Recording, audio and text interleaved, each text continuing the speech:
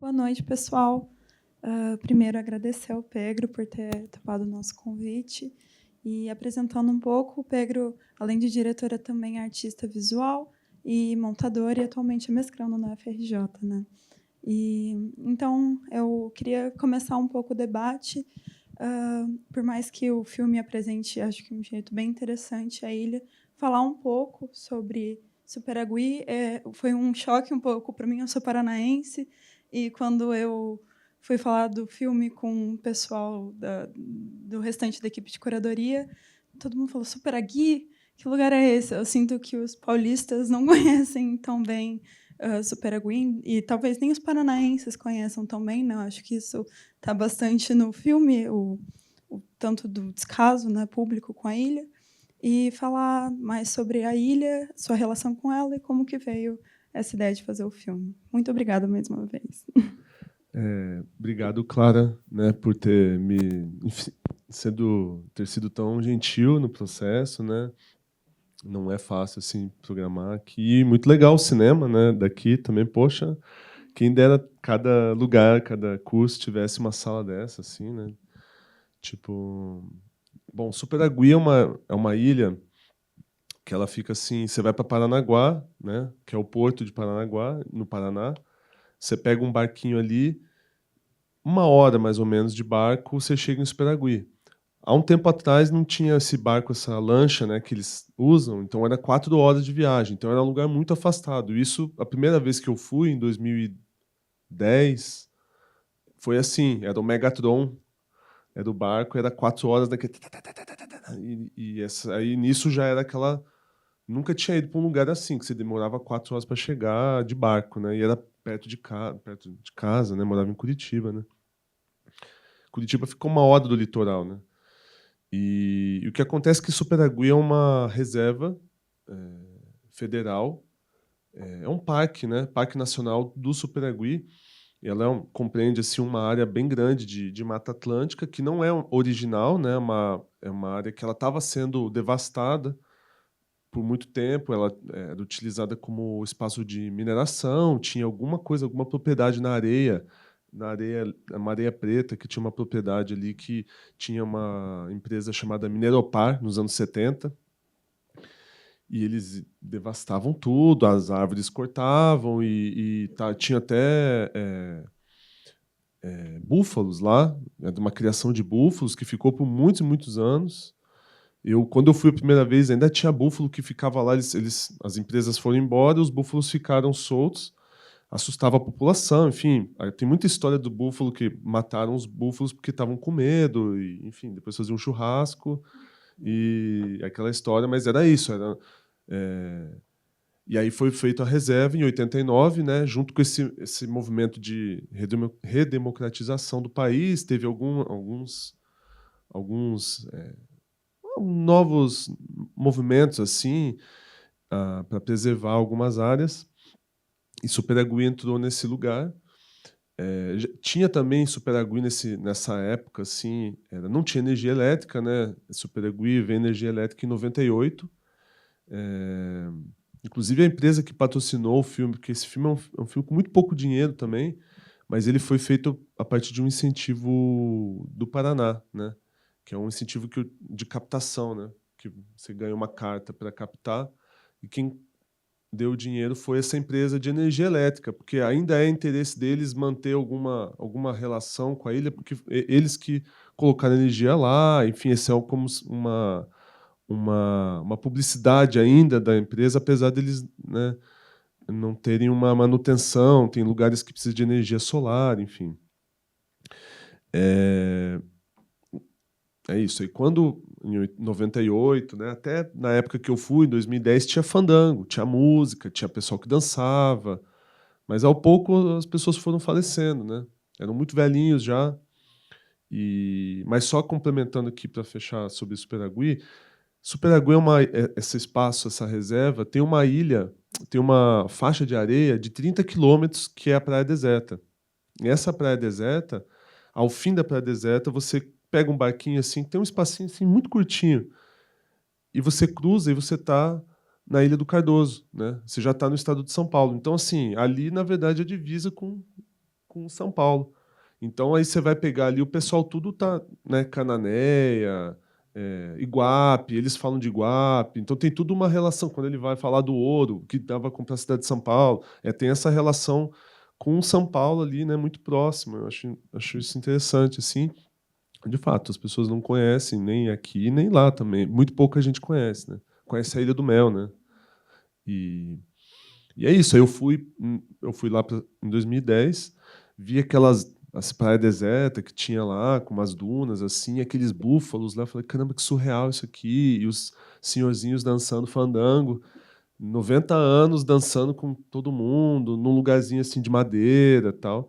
Mas eu fui indo várias vezes e comecei a criar as minhas histórias lá, né?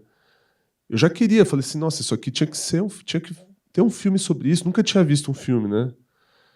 E tem um filme que foi feito que é muito conhecido. O pessoal, quem me apresentou, inclusive, foi o pessoal da ilha. Se chama Terra de Mar, que é um filme de 98, antes da energia elétrica chegar.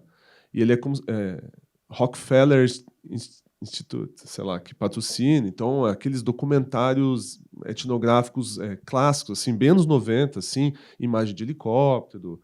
E é super interessante. O filme ele pega, inclusive, uma parte de São Paulo, ele pega a região ali, a região caiçara, assim, litoral sul, São Paulo, nessas ilhas e Superagui. Mas é aquele filme mais clássico, assim, e nunca mais eu vi nada, a não ser uns vídeos do YouTube, aqueles vídeos de YouTube bem caseiros, de turistas que iam lá e se encantavam com alguma coisa. E eu falei, não, tinha que filmar isso aqui. Mas até eu conseguir isso, 2010, eu nem estava na faculdade de cinema, né? Aí eu entrei na faculdade, comecei a pensar assim, não, vou fazer um Super 8 aqui, que é uma coisa que na época pareceu possível para mim, porque eu fiz uma oficina de Super 8 em Curitiba, e eu achei legal. E aí eu pensei, aí eu fiz uma rifa, isso foi 2012, assim, mais ou menos, 2013, eu fiz uma rifa para comprar Super 8, porque eu achei que era possível, porque eu estava querendo fazer um filme legal e que tivesse uma qualidade visual, né? Assim, e aí eu pensei, Super 8 une essas duas coisas, tal. E eu achei bem legal o processo de fazer Super 8, não sei quem já fez, assim, mas esse sim, eu super recomendo, acho que é um processo massa. E aí eu fiz a rifa, mas eu não sei vender rifa, assim, eu vendi metade da rifa. E aí eu comprei 6 filmes. Na época, né? Eu consegui comprar 6. Hoje talvez você compraria um, assim, com valor, né? Eu ganhei, sei lá, R$ 500 com a rifa. Não foi pouco, né? O pessoal apostou na ideia, né? E nem tinha ideia nenhuma, né? Era só assim, queria filmar lá. E aí eu nunca filmei isso. Filmei casamento com esses filmes, filmei videoclipe. Tem um filme que tá lá em casa até agora, eu tô com outra ideia, enfim. Mas aí na impossibilidade de fazer um filme, que eu tava assim, era sempre ir pra ilha, é sempre difícil, né? Sempre custoso e não conhecia as pessoas, tava conhecendo aos poucos, né? Cada vez que eu ia, eu conhecia uma pousada melhor, e um lugar melhor, e fui fazendo amizade com as pessoas. Aí eu fui me interessando pelas pessoas também, né? Fazendo amizade, conversando com elas e entendendo um pouco mais. E aí eu fiz um livro nesse processo, assim, um caderno onde eu botava ideia, onde eu tinha lá sonhos, né, aquelas coisas que eu queria filmar, o cara vagando nos espaços, e aí na impossibilidade de filmar eu fiz um caderno, assim. E aí esse caderno é um caderno que me acompanhou, assim, acompanhou de 2013 a 2017. Então, assim, era isso, esse processo meio longo, assim, que também sem muita pressa. E nesse tempo eu fui fazendo outras coisas que foram aparecendo e foram possíveis. Eu fiz outros curtas. Aí, enfim, em 2017 eu fiz um curta com pessoas, assim, né? Que eu fiz animações também, né? Nesse processo, acabei caindo em animação. E aí eu fiz um curta com pessoas reais, assim, em 2017. E eu vi que era muito mais fácil fazer animação. E aí, em 2018, eu comecei a fazer esse filme, né? Aí eu entrei num edital, consegui passar, fazer um curta-metragem, e eu fiz um curta. E aí esse curta tinha 20 minutinhos, assim, E eu saí muito frustrado, assim. Foram 13 dias de filmagem, né? Imagina um curta com 13 dias, 8 pessoas na ilha, a gente é um curta pequeno, assim. Enfim, aquelas loucuras que ninguém sabia. Eu queria fazer um longa, mas eu não sabia como. A equipe também não sabia como, não sabia como no sentido assim, não ter a visão do todo, né? O que precisa, o que você precisa armar de estrutura para levantar essa obra assim desse tamanho, né? Na minha cabeça o arco assim ele estava curtinho ainda, né? E eu não consegui filmar, mas tem uma cena que está aqui no filme que ficou, porque eu nunca lancei esse filme, né? Eu tentei assim, eu já até mandei para alguns lugares, não passou. Aí eu olhei, eu estava assim muito frustrado assim, foi bem difícil assim.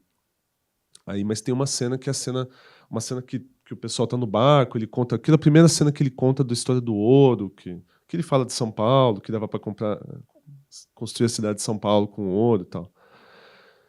E essa cena ele ali surgiu o improviso, né? E ali surgiu o filme. Aí, só que eu já estava no meio da filmagem, quase no fim. Eu conheci o Martelo, né? Nesse dia, ele era só para fazer um figurante assim, para puxar a rede assim. Só que aí todo mundo se encantou pelo jeito que ele fumava e botava o cigarro no boné. E ele não tinha vergonha da câmera. Ele foi um presente, assim, na verdade. Sim, é isso. Apareceu uma pessoa que, que queria se relacionar com a câmera, assim. Isso foi aí que eu entendi, porque antes eu estava procurando alguém, eu tinha muita coisa na cabeça, assim, entendeu? Em 2018 eu tinha esse processo de animação que eu fazia antes. Então, em 2018, eu fui com um storyboard. Storyboard, assim, eu tinha anotação, tinha roteiro, fala. E chegou lá, eu me frustrei por isso, assim, porque você vai chegar num lugar, assim, com outras pessoas que não são atores. Essa proposta já era original, assim, de trabalhar com não atores, mas querer ficar achando que você vai impor alguma coisa pro mundo, né? O mundo, qualquer coisa que acontecesse por acaso era muito mais legal do que o que a gente levava, né? Só que você tem que ter um certo desprendimento da sua ideia para você aceitar o acaso, né? E naquela época eu não estava preparado para o acaso, assim. Ele batia, mas aquele cachorrinho do mato lá também foi o acaso ali também. A gente pegou aquele acaso e conseguiu. Conseguimos uma coisa que não estava no planejamento, assim, né? E, e aí quando eu voltei para casa, eu me mudei de cidade, aí a vida foi, né? Aí eu entrei em várias crises, mas eu não sei o que acontece assim, algumas convicções que você tem, porque também o pessoal me cobrava também, né? E aí, quando que vai lançar, né? Como é que vai ser? E eu fui lá na ilha exibir esse curta e o pessoal gostou muito, assim, muito mesmo, assim, era a melhor audiência. Eles tinham amado porque pela primeira vez um filme que tinha outros filmes, mas eram sempre filmes assim, documentários muito clássicos de entrevista, ou esse documentário que era assim, aquela imagem, né, do livro quase assim. E pela primeira vez alguém tinha feito uma história que era uma história onde eles eram personagens, eles estavam atuando, né? E eles gostaram disso. Que era sobre a história do ouro. A história do ouro que está no filme aqui hoje é o filme de 2018. Aí a gente tem cenas aqui que são tipo, tem um plano que acontece em 2022 e você corta e tem um plano de 2018. Então o filme tem essa mistura temporal assim de muitos anos de filmagem. E aí eu fui lá para a ilha, mostrei o filme e o ator que é aquele cara que rouba o ouro, ele gostou tanto, ele ficou muito animado. Ele falou assim, cara, eu sou tipo o Adam Sandler do filme. Porque ele disse que não tinha graça, mas os outros em volta tinham graça. E ele falou que ele era o Adam Sandler. E aí ele falou, mas a cena do ouro tá faltando cena. Isso aqui tá muito curto, né? Tinha que ser um longa, né? Ele falou. E eles não entenderam o final também, que era um curta, né? Aquela coisa curta, final enigmática, assim. E aí ele falou, tem que ter uma cena no meio do caminho, eles param, dormem no mato, acende uma fogueira e eles vão sonhar com o que eles vão fazer com esse ouro. Então, assim, ali eu comecei a ver, opa, o cara tá dando uma ideia melhor do que eu poderia imaginar, tipo, né? Como é que eu lido com isso, né? E, bom, aí o tempo foi passando, eu entrei um outro edital, né?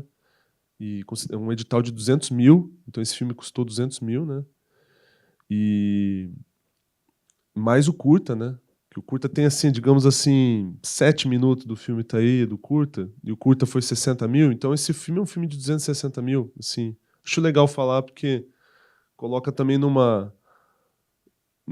como foi feito, né? Em muitos anos de filmagem, uma equipe super pequenininha, 5 pessoas, né? Filmaram, eram 5 pessoas, então não tinha assistente de direção, por exemplo, não tinha assistente de direção, não tinha espaço para ter essa pessoa, né? Então era alguém de produção local, né? Eu produzindo assim aquela coisa, tinha uma produtora executiva do projeto, tinha eu com produção, mas na ilha estava eu, o diretor de produção que ajudava a organizar as coisas, um fotógrafo, um assistente de fotografia, que na época inicial a gente atuou, a gente vai ficar uma semana só. E aí ele acabou ficando a filmagem inteira. A gente ficou um mês filmando. Assim, em 2022, a gente ficou um mês. Assim, esse foi o bloco. A gente morou lá um mês, né? E o som direto. E é isso. Então era isso, 5 pessoas. E a equipe mudou também, porque a gente voltou outras vezes. Então teve mudança de pessoas que... o Lucas Maffini fez grande parte da filmagem, mas a Carmen Agulhã, que é também técnica de som, fez uma outra viagem. O produtor mudou no meio do caminho. E é isso. Aí isso. Bom, tô falando sozinho aqui, né? Se alguém quiser falar alguma coisa, também fala. Mas é que essa história é meio tipo um resumo completo assim, de tudo, né? Aí, a grosso modo, assim. E aí, nesse momento, era pandemia, né? E eu tive que esperar o dinheiro cair, porque é isso, é dinheiro de captação, nunca tinha captado. Eu que estava correndo atrás e aprender a fazer isso. Eu falei assim, meu Deus do céu. Tipo, a galera, os captadores roubando meu dinheiro. Assim, você fala, cara, eles não fizeram nada. Tipo, a captadora era Enfim, tá sendo gravado, né? Aí, tipo, eu falo assim, caramba, o que eu faço? Assim, aquela sensação, né, de roubar, assim, né? Você fala, caramba, porque é o de praxe isso, né? Mas aí você fala, caramba, o projeto tem 200 mil, 15 mil vai para captação, sabe, assim. Aí você, caramba, como é que eu vou fazer isso? Pandemia, 1000 questões, né, filosóficas do mundo, o que a gente tem que fazer no mundo, o que é que se faz agora, né? O que se deve ser feito agora? Precisa de um filme.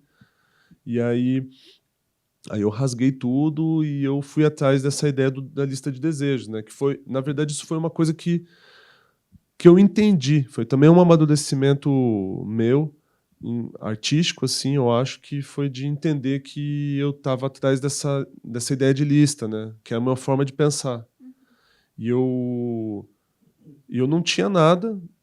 Passaram anos de trabalho, assim, né? Captando, não sei o quê. E quando eu me vi, eu não tinha nada, senão uma lista de desejos minha, que era filmar algumas coisas, filmar as mulheres limpando o camarão, filmar alguém de noite com um pouco com raiva, assim, eram coisas que eu já tinha visto, assim, tinha uma listinha de desejos básica.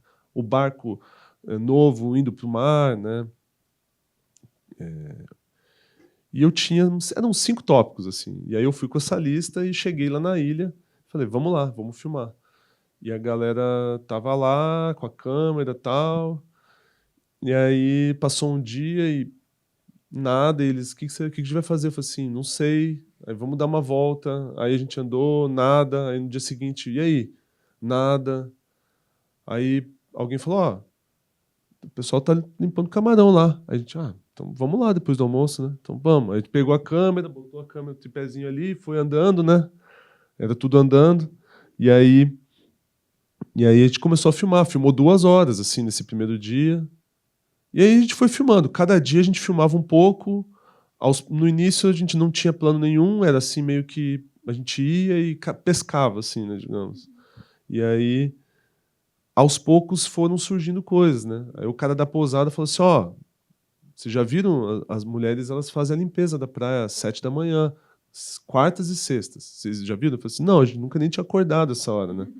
A gente acordava sem pressa nenhuma, né? A gente acordava, tomava café, conversava. E aí a gente começou a notar os nossos desejos, os desejos das pessoas. Ó, isso é bonito, você tem que ver isso. Aí a gente começou a botar em papeizinhos, como cartelinhas, assim, de... Como é que fala no roteiro? Beats? Não é o Beats, eu acho que é mais que o Beats, né? O Beats é menos, assim, você faz uma cartela para dizer o que é a cena, né? Cena 1, tal coisa. Cena 2, cena 3, cena 4. Escaleta. Eu peguei a ideia da escaleta e eu falei, vou fazer aqui as cenas. Aqui eu peguei, abri um papel grande, assim, e aí eu ia colando nesse papel grande como se fosse como se ali fosse o filme, assim, né? E aí eu fui botando e a gente começava o dia, abria o papel e falava, o que dá para fazer hoje, né? E a gente ia atrás disso e aos poucos a gente foi cumprindo essa tarefa, assim, digamos. Tinha coisas que a gente demorou 10 dias para filmar, por exemplo, essa pesca inicial, assim. O cara que me falou, eu quero que você me filme, porque eu filmei o avô dele, né? Que é o senhorzinho que dá o dinheiro do boné. E aí ele queria muito ser filmado também. Ele tinha uma questão de uma vaidade, assim, de que ele foi no cabeleireiro antes de filmar. Só que ele demorou 10 dias para aparecer e falar, não, hoje eu quero filmar. No dia de lua cheia, um amigo chegou, ele tá pronto para filmar hoje. E aí a gente estava esperando ele. A gente batia lá na porta da casa dele, ele estava dormindo, não atendia a gente. Então a gente perdia a viagem. Então foi assim. E aí acho que foi um processo legal, assim, foi bonito porque foi sem pressão nenhuma. Não queria fazer, não estava fazendo nada para nenhum lugar, assim, eu não estava assim, com pretensões bem baixas assim pro mundo, porque eu estava assim, era meio que um pós-pandemia, eu estava me sentindo um pouco fragilizado, assim, né, num lugar criativo, falei assim, o que a gente está fazendo aqui nesse mundo também, né, que a gente tem que fazer, né, afinal, né. Eu nem estava muito afim de ver filme nessa época, sabe? Assim, estava um pouco saturado. Então, assim, eu estava querendo ser honesto comigo, não queria que ninguém ficasse assim sobrecarregado, né? Porque da outra viagem, tipo, essa coisa de ilha, muito sol, carregando peso. Então, é cansativo, assim, filmagem, assim, é isso, né? Uma coisa exaustiva, assim, essa filmagem desses sets, né? Longos, assim, que tiram couro e no final sempre sai frustração, assim, né? Porque sempre fica uma coisa sem filmar. E eu queria tentar ser gentil comigo, com as pessoas, né?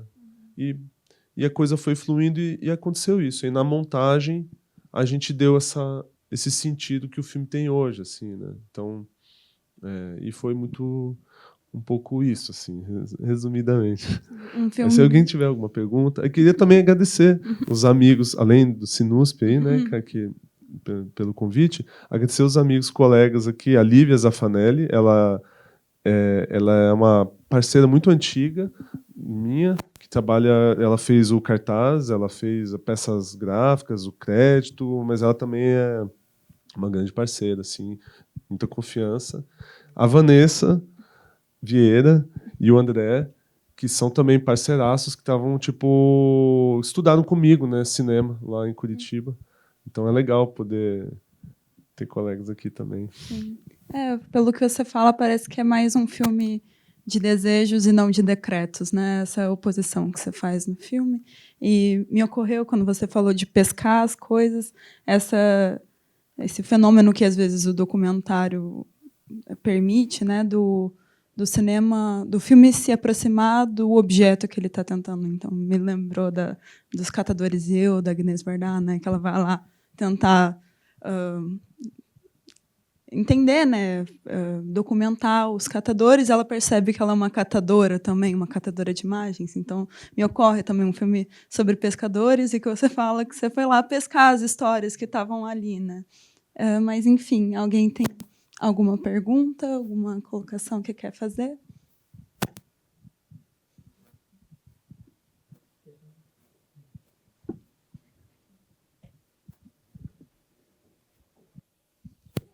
Boa noite. Primeiro, parabéns pelo filme, achei ele muito bom.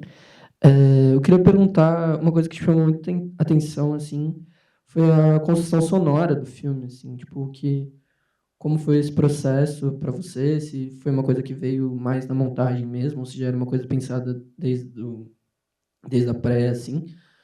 E você, apesar de você ter falado que no pós-pandemia você não estava muito afim de ver filme, eu queria perguntar também se, tipo, para esse filme, se você tinha alguma referência específica, assim, tipo, a Clara falou da Vardar e tal, mas na sua fala, principalmente, me chama muita atenção como parece que o modo de vida, assim, de Superagui também te impactou muito, né? Atravessou muito o processo que você e a equipe tiveram, né? Tipo, parece que vocês entraram um pouco no tempo ali daquela convivência.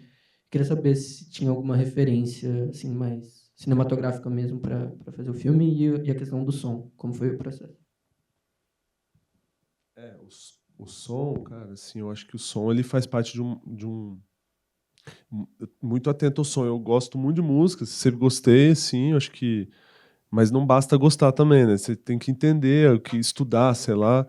E eu acho que o som, ele é uma camada assim a ser descoberta para quem fica muito na imagem, né? E eu acho que ele tem uma coisa muito massa para estudar, assim, porque em primeiro lugar tem uma coisa assim da escuta, né? Que hoje em dia é uma coisa que está sendo falada também, né? Mas essa escuta, porque para ir lá para a ilha, a gente teve que escutar muito, assim. Isso era uma coisa que era básico, assim. O que a gente escutou, o pessoal contando as histórias deles, histórias pessoais, assim, eu conheço muito, muito de muita gente lá, assim. Eu, inclusive, vou para lá agora, 7 de setembro, para exibir o filme de novo. Já exibi, mas vou exibir de novo, porque o Martelo, né, que é o personagem principal, que ele morreu, né, em maio, e a gente não voltei para lá depois disso, assim, eu acho que pode ser legal ter uma sessão, enfim. E a gente escutava muito, todo mundo, o tempo todo, e era essa escuta, escuta, escuta, escuta, escuta, escuta no bar também, muito escuta a galera tomando uma cerveja de noite, os caras lá, tá, tá, tá, tá, tá, tá, tá, tá, tá, tá, e a gente escutando, escutando, e aí eu acho que o que eu pensei desde o início, lá em 2018, era assim, cara, eu queria fazer eu queria conseguir captar um som legal, porque lá não tem avião, não tem som de avião, nem som de avião, não tem carro, não tem maquinário de não sei o que, lá tem o barco, né? Mas não, aquele do barco, mas não tem sons humanos, não tem buzina. E eu falei, cara, que é um som perfeito pra gente gravar, não precisa de lapela aqui. Vamos gravar no boom, tudo no boom. Então não teve lapela. Foi tudo com um boom, do início ao fim, era só um boom. Porque. E aí era bom pra editar o som, porque era uma trilhazinha assim no som. E aí a gente era um prazer sair para dar uma volta e gravar o som, porque isso é uma coisa que a gente fez bastante também. Eu, cara do som, eu sozinho, eu tinha um gravadorzinho também pequenininho que eu levei.